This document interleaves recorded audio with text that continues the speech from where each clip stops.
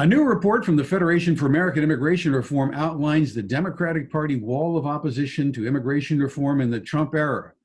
The Democrats' wall of opposition in the Trump era is what we're talking about today. I'm Dan Stein, president of FAIR, and I'm joined by Preston Huennekens, who's FAIR's Government Relations Associate, and we're going to be talking about this report that you can download. But before you do that, you want to click on the subscribe button to get all of our YouTube content when we put it up. Button right there on the screen. Let's move forward now. FAIR has just put out this new report. You can get to it from our homepage at fairus.org. When the Democrats say they're going to obstruct the Trump administration's immigration policy, those aren't just words.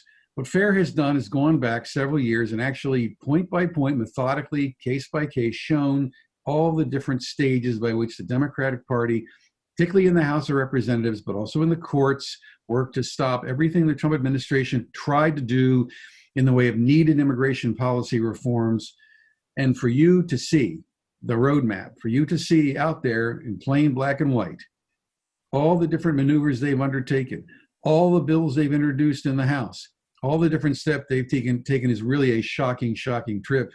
There is virtually no area of immigration policy where they have not tried to expand the numbers, break down the door, erode immigration law enforcement. It covers the waterfront, but Preston's going to give us some of the highlights today. Welcome, Preston.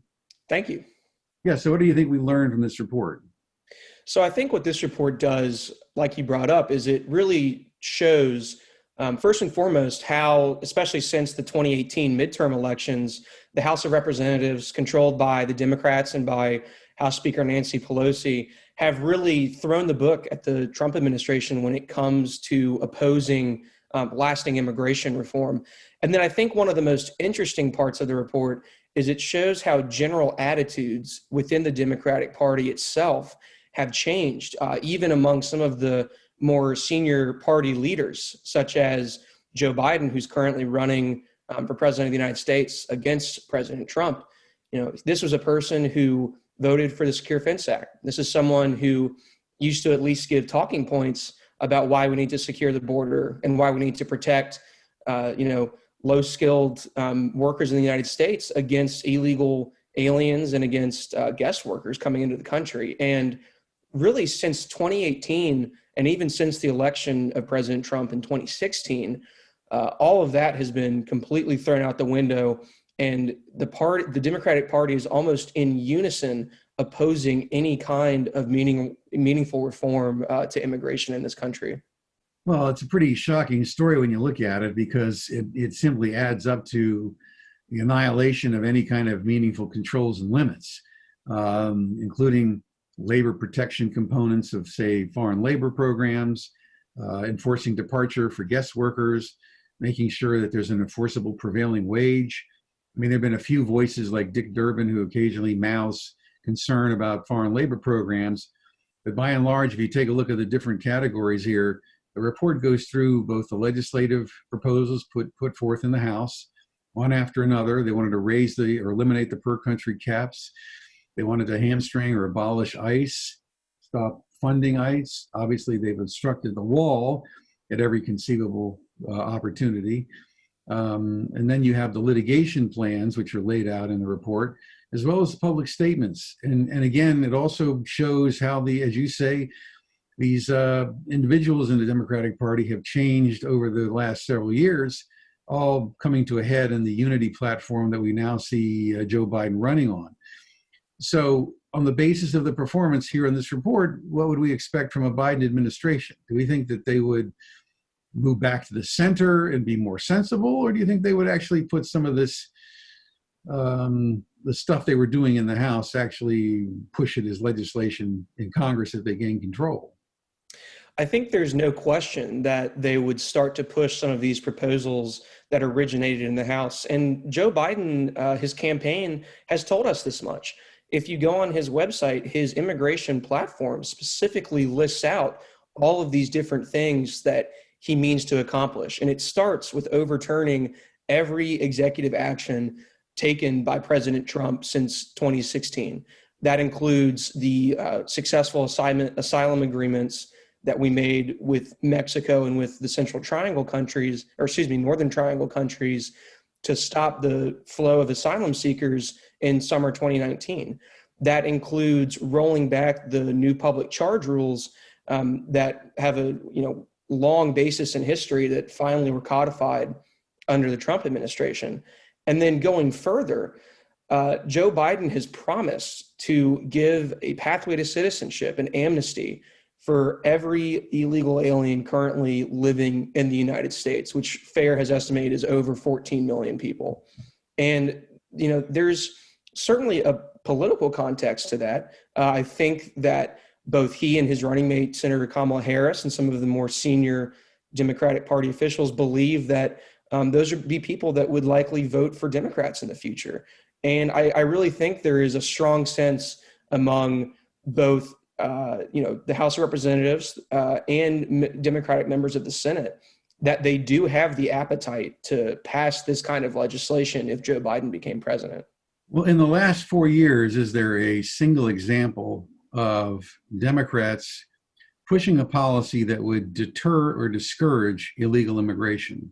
There is not a single policy that I can think of. There are some, of course, moderate members in the House who won in districts that Trump won in 2016, who some of their proposals have called for scanning 100% of vehicles that come through the southern border. That's about the extent to which I've seen any elected Democrat even discuss positive changes to our enforcement structure.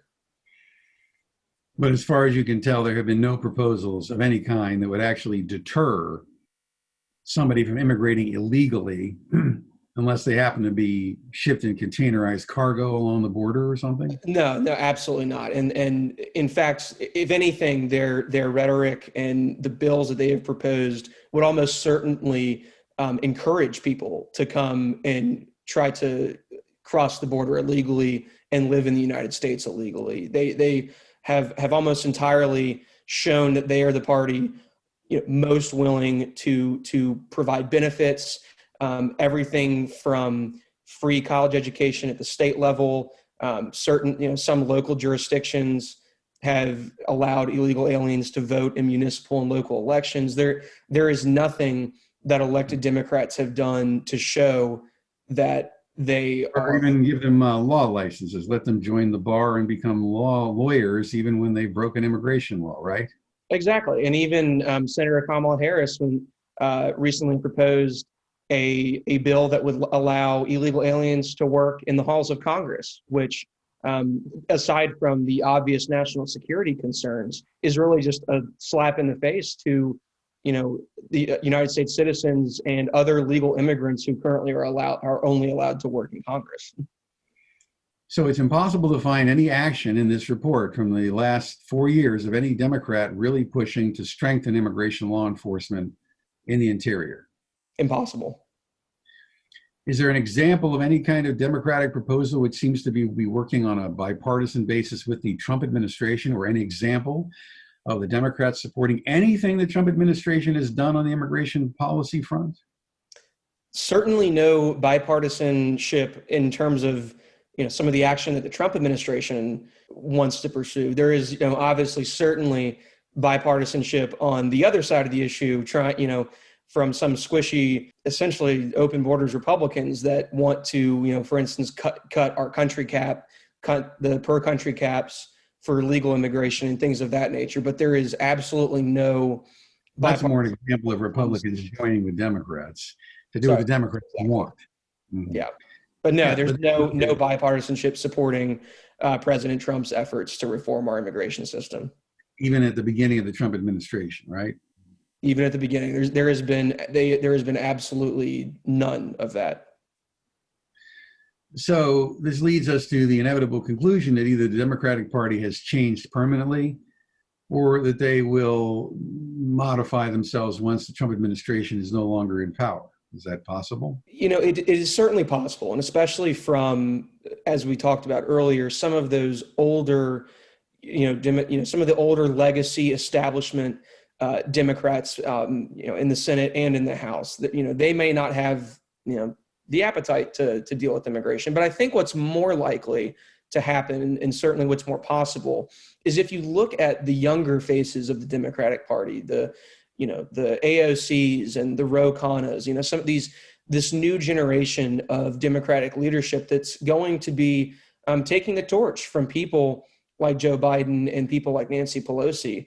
They have a huge appetite to endorse the positions that we've seen since 2018 coming from the far left and from the open borders crowd of the Democratic Party. And so I do not think this is a temporary reaction to President Trump. I think this is now a permanent policy position when you're looking at who is making up the party now and who's going to be making up the party for the next 25 years. So the last question I have, and of course I have my own theory about what Democrats would do when they're in power, but the last question is, what do you think a person will gain by looking at our report? I think that they'll be able to see through a lot of, kind of the smoke and mirrors that is present in our media right now. A lot of the, people might not know what the Democratic Party has done since 2016 to stop immigration reform. People may not know the policy positions of someone like Joe Biden, who's presenting himself as a moderate to the electorate. And so I think what this report does is it shows not only how hard the Trump administration has worked to put some of these proposals in place and see them through, but also how hard the Democratic Party in Congress, and particularly in the House of Representatives, has worked to stop any of these proposals from becoming law or making it through the court system. So I think people would find this report very interesting to see how, again, how hard Trump has worked to put these proposals in place and how hard the Democratic Party has moved to the left of this issue.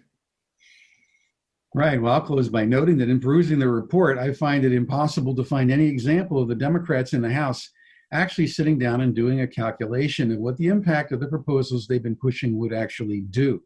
Its impact on schools, on housing, on Americans' quality of life, on the wages and working conditions, structure of the American labor force. At a time when this country is moving into a post-industrial information society, where we're having already sent our jobs overseas and outsourced manufacturing, for some reason the Democrats continue to push this idea of the internationalization of labor by moving it all here. And there doesn't seem to be any realistic connection between the immigration policies they're pushing and their probable impact on the society at large over time. Now, with this change in the Biden administration, it's hard to know, based on the people they're talking about bringing into an administration like this. You get the sense they probably wouldn't care. Why? Because it's all about power. It's all about political power, about consolidating one-party control, about the Californication of all 50 states over time, through an immigration policy that doesn't care about assimilation, but instead integrates them into an identity politics that keeps them in an unassimilated loyalty to the Democratic Party's program of transfer payments and bought political loyalty. Just calling it like it is, plain as the nose on your face. Anybody can see, key to American greatness has always been embrace of free market, freedom, capitalism, free markets, brought about innovation that's been the envy of the world. But to keep that going, when you bring in newcomers, you have to assimilate them into the idea that freedom takes risk. Risk means sometimes you got a downside, but that's an unlimited upside. Take away our freedom in the name of absolute equality and identity politics, and you lose basically what it means to be America. So everything is at stake here in trying to understand where the Democrats are going here. This is not your mother's Democratic Party. This is not the Democratic Party of the 20th century, not the Democratic Party that was anchored by labor unions that enjoyed not only prosperity, but unbridled dominance in world manufacturing, that formed tremendous political stability for this country from the 1940s all the way up through the 1980s. This was a party that really had a strong ballast behind the idea that sensible border and immigration controls was essential for the viability of the American experiment, for the ability to deliver effective government services, quality public education. People who complain that Americans aren't getting educated don't pay attention to what this report says about the impact public education. There are other reports at FAIR too that also talk about these impacts you should see, as well as a very important report we put out recently that projects the numbers that would be coming in under the Biden Unity immigration platform, which is an outrageous number of people over a short period of time, over 54 million people in maybe 10 years. Incredibly irresponsible to see proposals of this magnitude not having any public discussion. The truth of the matter is that if there is no discussion of these policies in the course of the campaign, would Joe Biden really be able to claim he had a mandate? Has Donald Trump done the best job he could to take credit for the things he's done? All that will be determined in a few weeks when we see the outcome of this election. But we all have to hang on to our hats and be prepared for whatever comes. Reading this report, The Democratic Wall of Opposition, 2017 Forward, is a darn good place to start. I want to thank you, Preston, for taking the time out. I'm Dan Stein. Don't forget to subscribe for our content and also download this report from our website at fairus.org. Thanks for joining.